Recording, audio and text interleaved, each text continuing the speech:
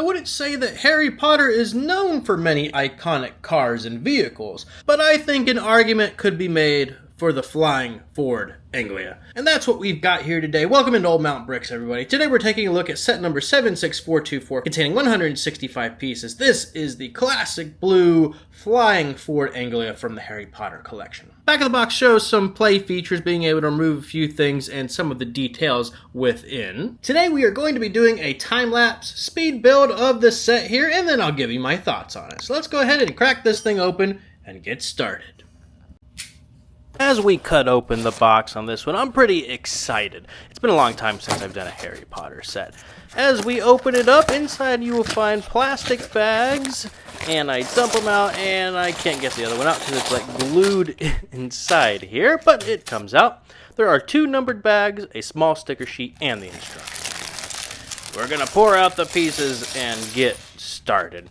So, this goes together like any other kind of like Lego city build. You build a minifigure and then you just work on the main build, which is this nice little car. It's made mostly of just basic plate, kind of layered on top of each other. There's the nice door pieces and then the windscreen, and then some other fun, unique angles I'll show you kind of in a little bit. But overall, it goes together pretty quick, and it was a great build. Okay, and here is the Flying Ford Anglia. This was a fun little set to put together. I haven't built a Harry Potter set on the channel, I don't believe, or I haven't built one in a very long time, so it was fun to put together a small little set like this. I really enjoyed doing that.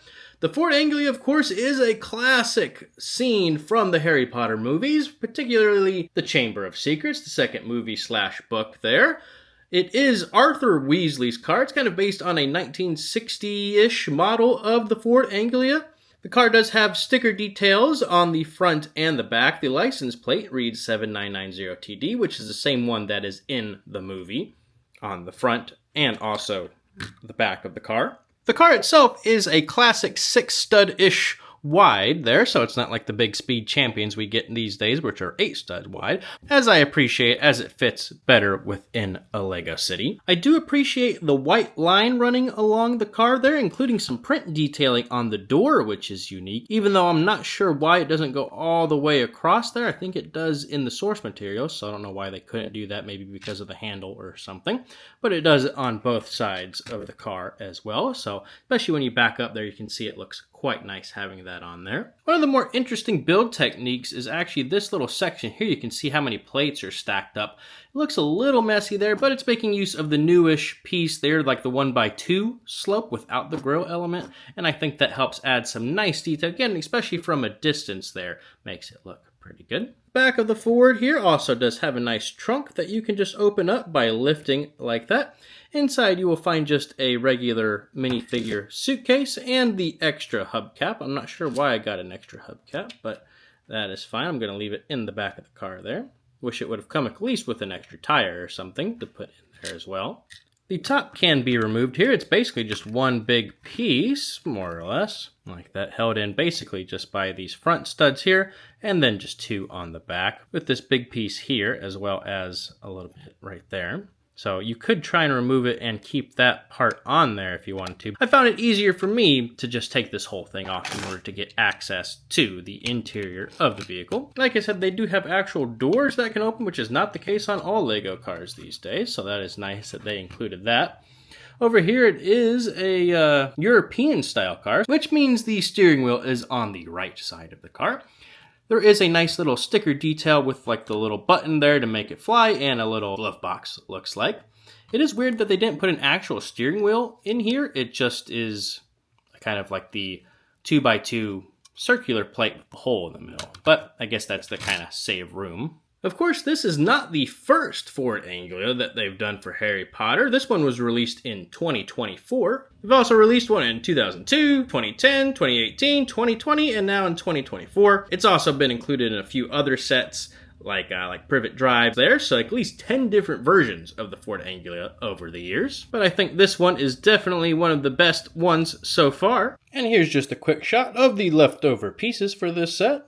Next up, we'll take a look at the minifigures and other fun pets included in the set. It does come with Scabbers, Ron Weasley, Harry Potter, and Hedwig over here. But I think these are both great looking minifigures. It's a little interesting about the legs, which I'll show you in just a second when I put them in the car. Maybe we should have gotten them with the bendable short legs, but I don't mind this.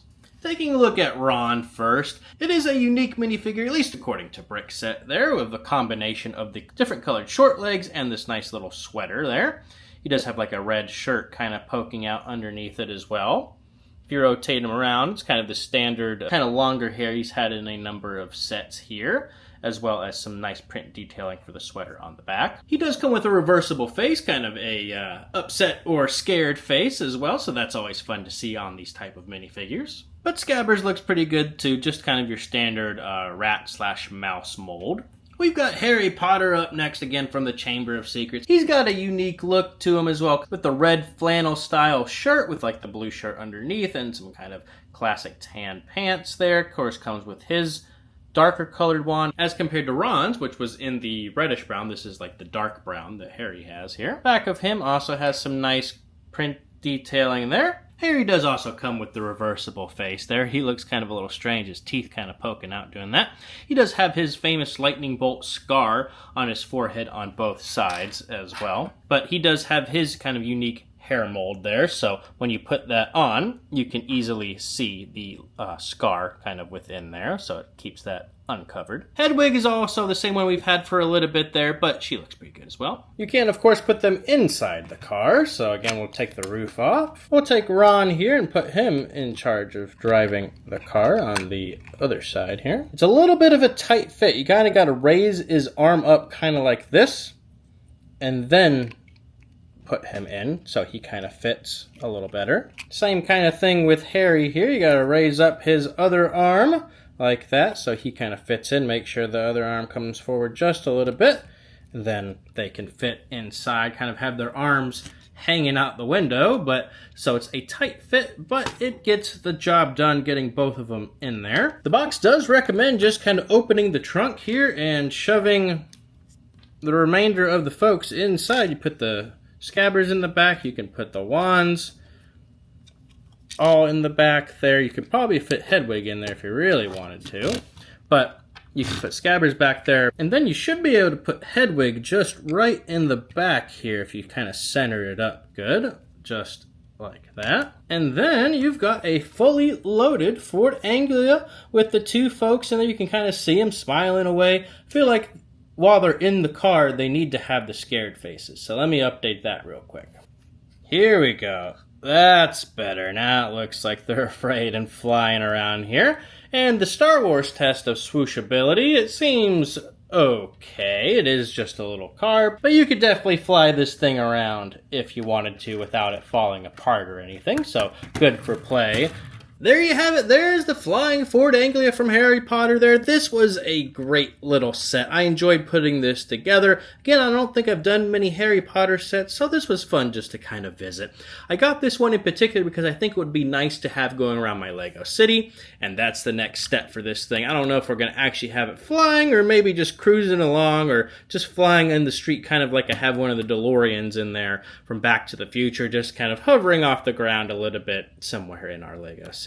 Make sure you stay tuned for that, as that's probably going to be one of the next Lego City updates we do here. It's 165 pieces for about $15 US. I got it on sale for about $9, so I think that's the sweet spot there. But again, comment down below what you think of the Flying Ford Anglia here. What do you think of Lego Harry Potter? I know some folks are really into it, but it's not as popular as Star Wars, but definitely has to be a close second place for IP for Lego, right? But again, comment down below what you think. Subscribe to Old Mountain Bricks for even more content and updates coming your way.